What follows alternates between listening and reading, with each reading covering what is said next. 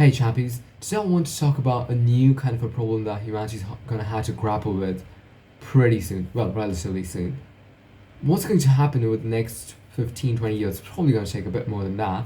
My estimation is around 25-ish years. Is we'll have solved, probably less, a bit less than that.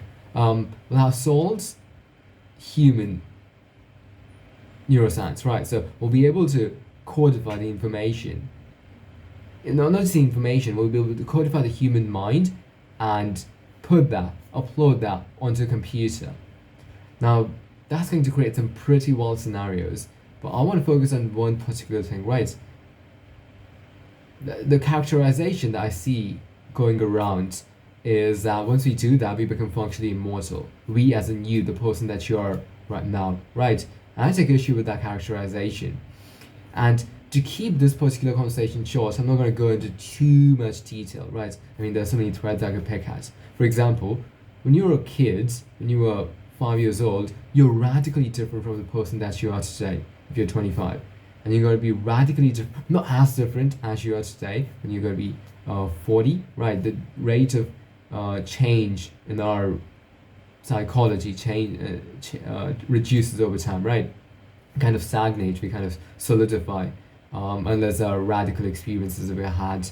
But for the most part, the rate of change stalls. But we still, ignoring that part, we're still so different from the person that we were 15 years back, 20 years back. I can think of myself, I'm just so different. And that's going to be true for me 20 years from today. And yet there's this passing you-ness that is true for today and for the person that was 20 years back, even though, so this is a Ship of Theseus, right? Let's set the stage.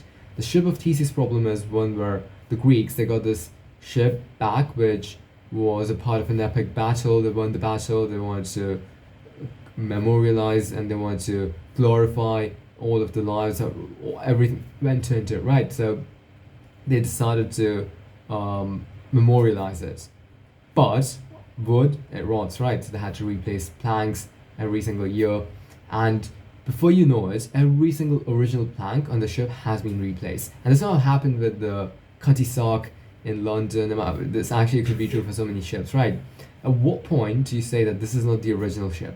Now, this is, again, a very philosophical debate. I don't want to talk about the philosophical aspects of it so much, right? I want to talk more about the practical aspects of it. In our case, if we upload our consciousness, it'll be our memories, but it won't be our physical bodies. We are such deeply embodied creatures that we just don't know what we are going to be without the physical entanglement, right? I mean, you can imagine a purely rational human. You could very easily imagine that. You could also imagine the extreme opposite of that, a purely emotion-based human, right? No long-term thinking, no even medium-term thinking for that matter, no planning, no, a purely instinctual creature, right? As like animals, and we've seen some of those humans too. So if you remove the cognitive aspects of it, not the cognitive but the rational, logical aspects of it, you might get that. So we get a glimpse of what that uploaded consciousness, what the uploaded you might look like. That's for most people, that's not going to be anything like you, right? The drives that you have, the desires that you have. For example, one of the greatest drives, one of the greatest desires that we have is to connect, right? And the reason for that is, again, biological imperative. We've been conditioned by biology over millions of cycles to want to stay in this tribe, right? And want to deeply connect and stories and all of that. Now, if you want to deploy it onto a computer, now you might argue that evolution is going to stop at that stage, right? And so whatever weights you have, right, in a artificial neuron network's peak, those weights are going to stay concrete, stay solid, stay fixed. Now that's not true for a human existing in the real world today. And so you might have to, if you want a human to evolve in that scenario where they're being uploaded, you might have to manually change the weights yourself. But then you've got to decide that, okay, in life, we let, life happens, right? Like there's this thing called the universe, there's this thing called the world, in which we are an actor, an agent. We interact with other people, we interact with events in the world, and that we as much as and then the sum total of what we are right now and the events, and again, for different people, the combination is going to be different, right? For some people with this very strong will to power, they can bend reality, right? And so if there's a certain direction, then that person stays relatively the same, right? And that people who are, I wouldn't say flimsy, but candles in the wind, right? And for most people, again, somewhere in the middle. But again, you get changed by life, right? You get changed by scenarios and situations and all of that. That's not going to be true in a, I mean, you talk, we could get into like a simulation, right? And you could possibly live in those worlds, but then you have to simulate the human brain for millions of humans. And, that's possible over like thousands of years, but that is not as interesting a discussion as the discussion that we're going to have literally within 20 years. Like, how would you treat an uploaded human, right?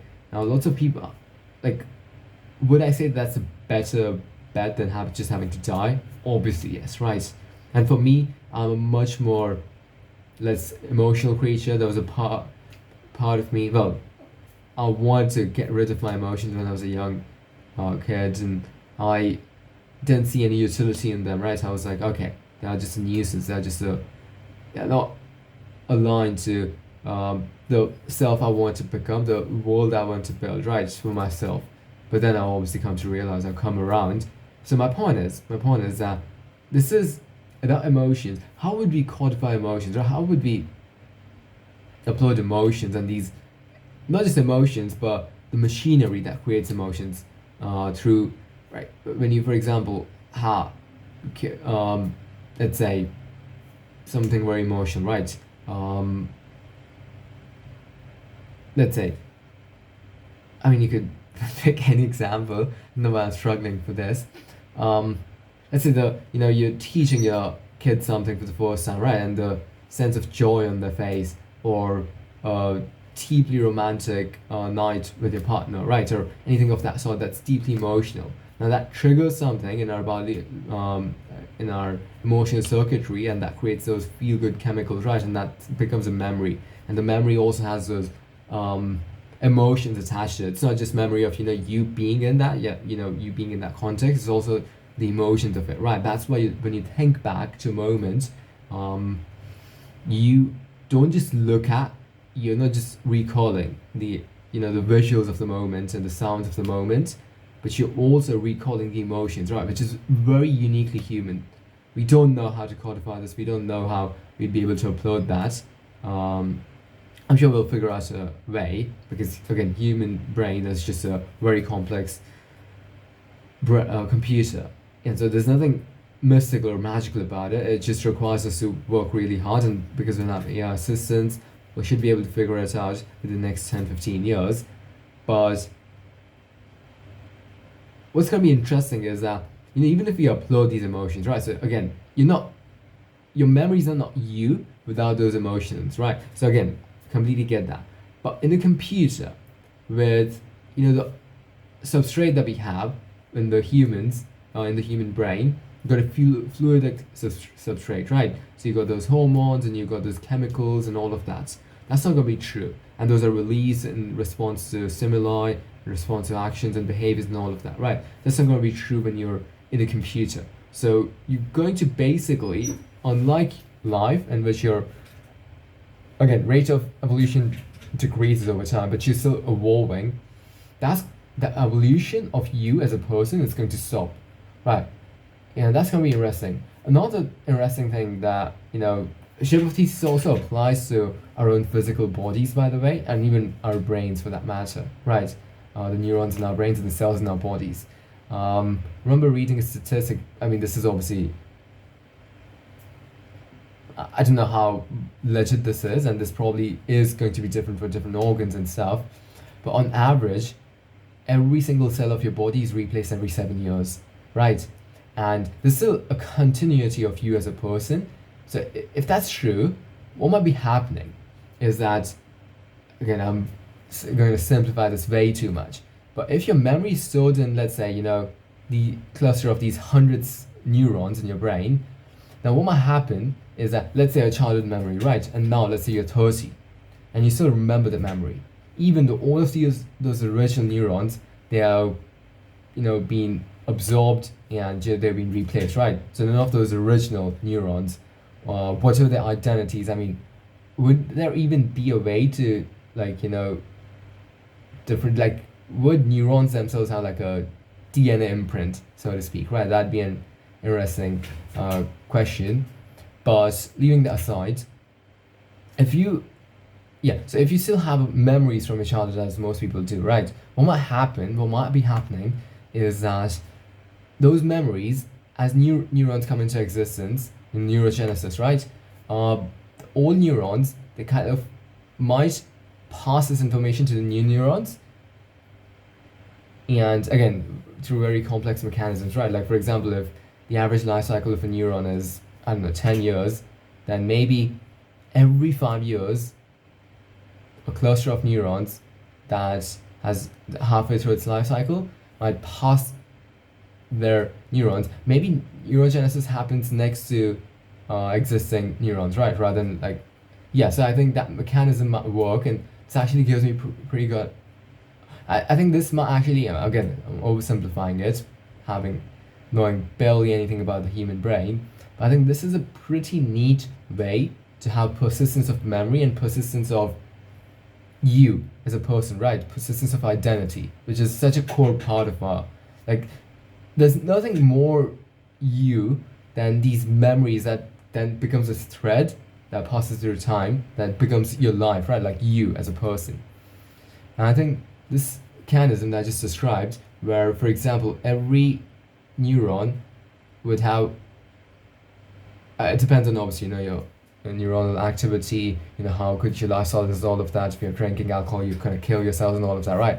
But in the base case, what might be happening is that a new neuron might be generated next to an old neuron, and then the old neuron would be passing its information to this new neuron, right? And that cycle would keep on repeating, so you've got that process of memory. But because this is not going to be a perfect process, that's why we lose memories over time, right? So yeah, if this is true, if it's even remotely true, then this would explain quite a few things. Yeah, but again, my point is, getting back to the original topic, right? Would it be you if you upload it onto a brain, but you don't have the substrate? I would contend that it won't be, right? Like, it's gonna be you, but your responses might not be the same. Yeah, that's gonna be interesting, right? Because if you don't have the same substrates, and again, we might be able to do something. I'm sure that will create new architectures of computers, especially the kinds of computers that we are describing, where we'll be uploading human brains. I think that probably will be a hybrid of the human architecture and a neuromorphic approach, basically. So if that's the case, then I don't think this is an issue, right? It's still an issue on some level, because without your embodiment, it's not really you. And in a practical sense, right? Because you're not going to be able to feel what is it like to be you, right? What is it like to be a bat, right? All of that, those questions. The subjective experience doesn't just come from your mind, it comes from your mind-body continuum, right? And when we say body, that's a lot of our emotions are very much, like, again, emotions are a continuum of mind and body. So that might be, I don't know how we're going to solve that problem. I've got no good ideas at the moment. But it would be an interesting question to grapple with. And something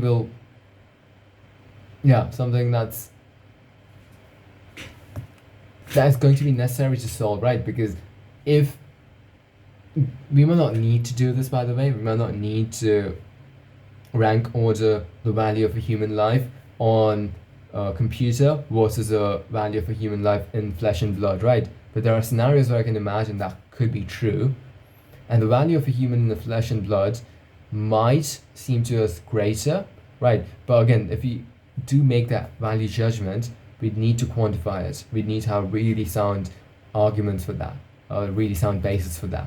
So again, these are questions that we'll have to grapple with as a civilization, and yeah, I think I'll leave it at that. Thanks for the time.